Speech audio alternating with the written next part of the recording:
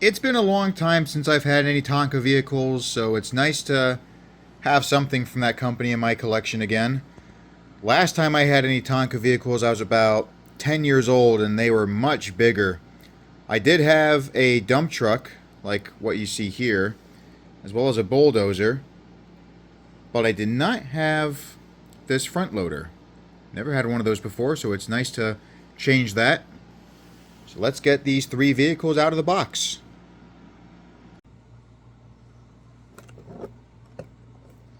I don't know why I always try to do this with my bare hands. I should get my box cutter.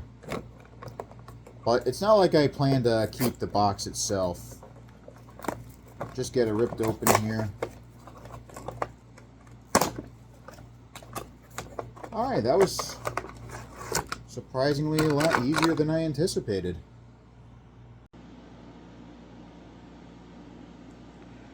All three of the vehicles are seen here in their plastic casing.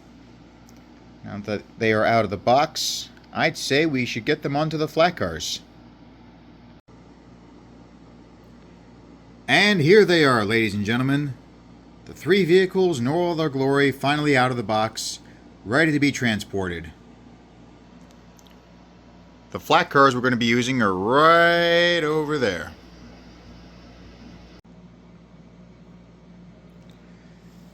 I am kind of starting to have second thoughts about this.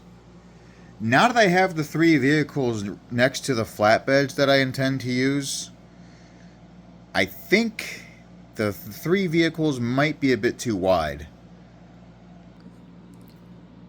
It would have been cool if there was some more information on the box saying like what scale Tonka made these vehicles in.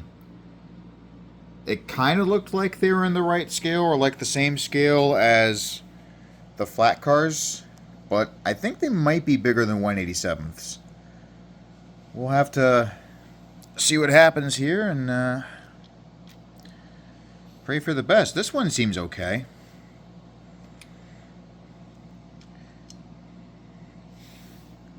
I don't know if we'll be able to fit all three of them on here. I was considering putting one vehicle back here, or how about if I do it like this? I mean, it's kind of unrealistic and not safe to have the bulldozer like this because you're blocking the handbrakes. But I guess you could go old-fashioned, you know, if this was like a short line, you could put some blocks or like wooden blocks on the wheels so that the car can't roll anywhere. But should be alright. I think we're ready to go. Alright, I got my Sony X3000 ready to film the rest of the video here. Here's another flatbed carrying two Sherman tanks. A pair of coil cars, one from B&O, one from BNSF. A Penzi box car. And this is all going to be pulled by my Southern Pacific Prairie.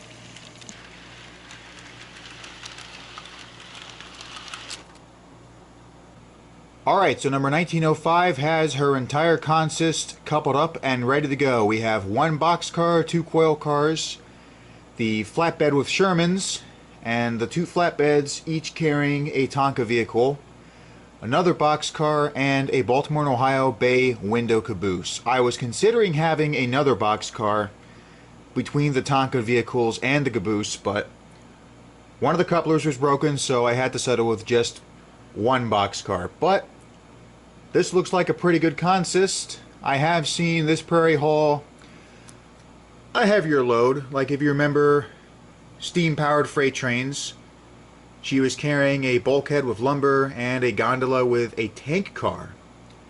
And the length of the train was about the same as what we've got now, so I think she can handle this without any trouble.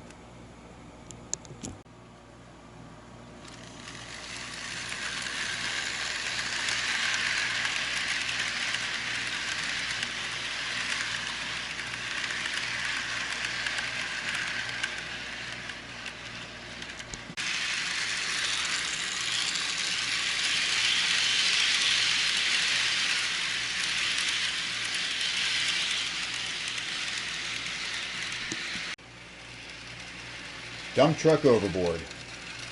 I had a feeling one of these would be a bit too big. So because of that, I moved the bulldozer onto the flatbed where the dump truck was.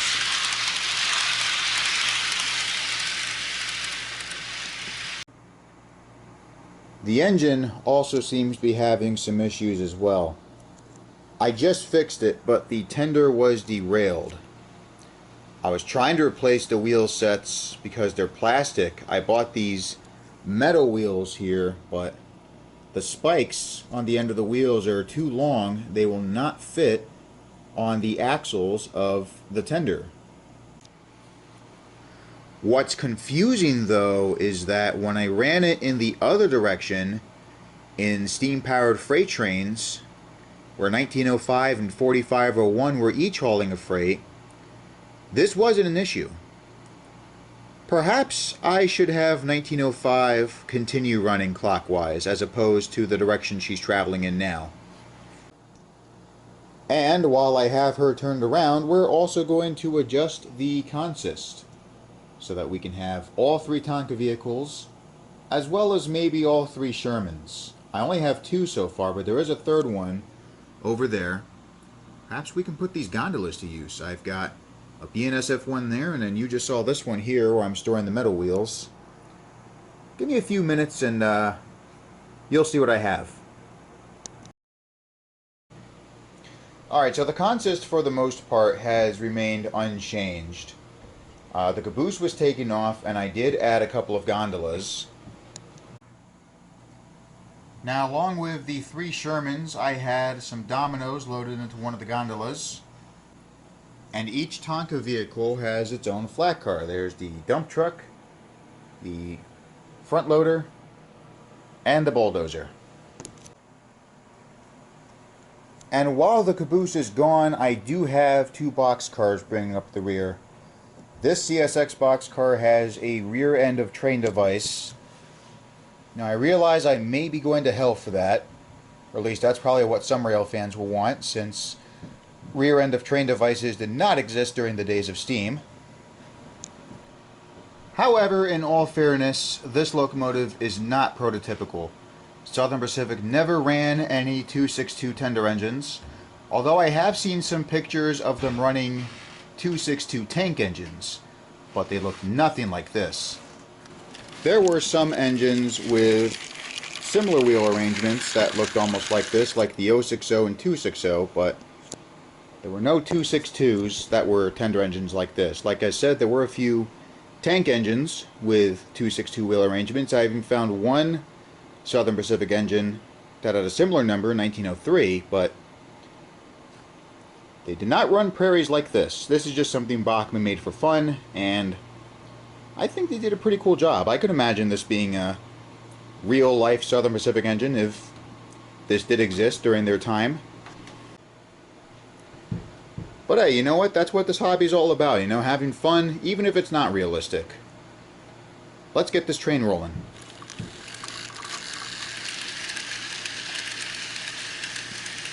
This is by far the heaviest train I've ever had the prairie pull, and it looks like she's doing pretty good.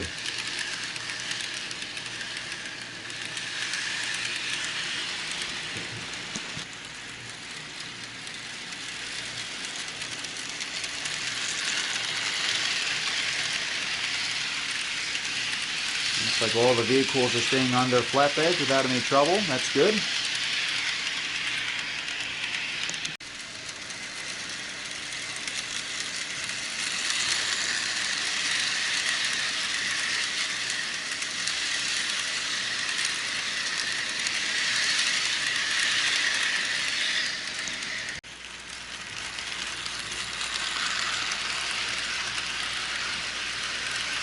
And just like I said earlier, when the prairie runs in this direction, the tender wheels do not derail.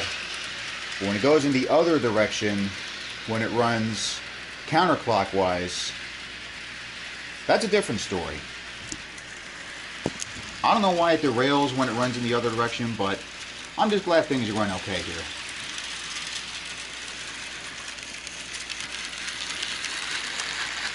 Now it looks like she might be struggling.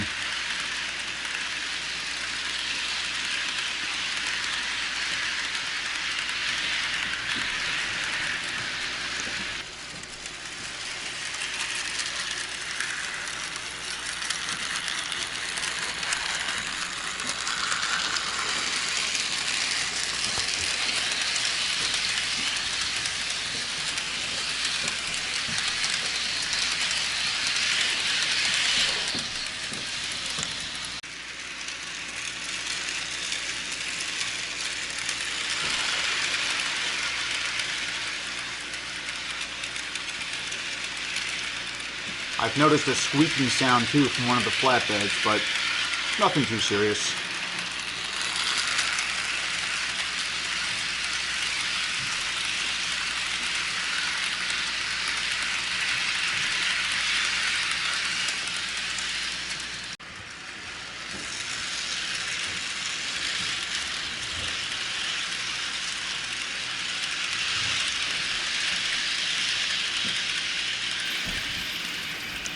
Alright, battery's starting to run low on this thing, so I'm going to film the final few laps with my cell phone.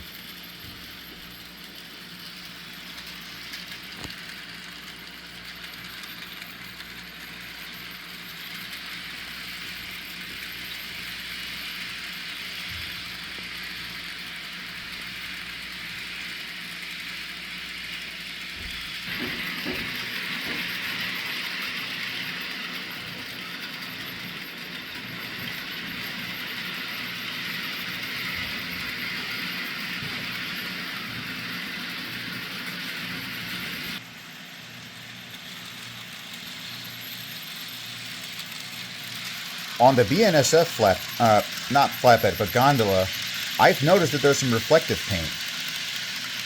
You might have seen that just now as it went by the camera because I have my flashlight on. And in case you missed it, pay close attention as it makes another run by.